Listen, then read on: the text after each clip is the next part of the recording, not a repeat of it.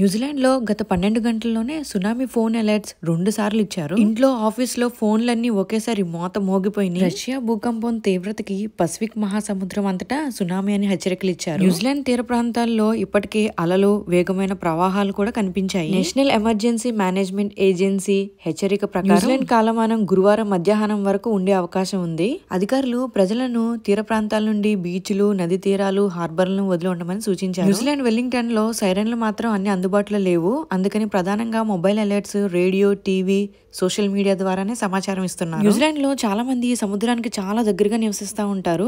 రోడ్లు, హౌస్లు, క్యాంపింగ్ ఏరియాలు కూడా సముద్రం పక్కనే ఉంటాయి. వెస్ట్ కోస్ట్, వెల్లింగ్టన్, కైకోరా వంటి ప్రాంతాలు చాలా రిస్క్ లో ఉన్నాయని చెప్పారు. మొదటి అలలు పెద్దగా ఉండకపోయినా తర్వాత అలలు చాలా ప్రమాదకరం అంట. నిన్న రాత్రి న్యూజిలాండ్ లో కొన్ని ప్రాంతాల్లో వాతావరణం స్థిరంగా లేదు. కొంతమందికి సముద్రంలో దట్టమైన పొగలు కూడా కనిపించాయి. కానీ ఈ రోజు ఉదయం నుంచి ప్రకృతి ప్రశాంతంగానే ఉంది. కానీ తీర ప్రాంతం వైపు ఉధృత ప్రవాహం మాత్రం కొనసాగుతుంది. ఇక్కడ రోజు ఫెరీల ద్వారా కూడా ట్రాన్స్పోర్ట్ చేసుకునే వారు ఎక్కువగా ఉంటారు. ముఖ్యంగా వెల్లింగ్టన్ లాంటి నగరాలు తాత్కాలికంగా ఫెరీలు కూడా ఆపేశారు. బీచ్ వైపు పోవద్దని, బీచ్ రోడ్డు పైన ఉండొద్దని, సముద్రం వద్ద ఫోటోలు కూడా తీయొద్దని హెచ్చరించారు. ప్రస్తుతానికి న్యూజిలాండ్ నిమ్మలంగానే ఉంది. సునామీ బారి నుండి బతికి బట్టగడితే మరొక వీడియో పోస్ట్ చేస్తాను. ప్రకృతి మన చేతుల్లో లేదు, దానికి ఎదురెళ్లిన వారే లేరు.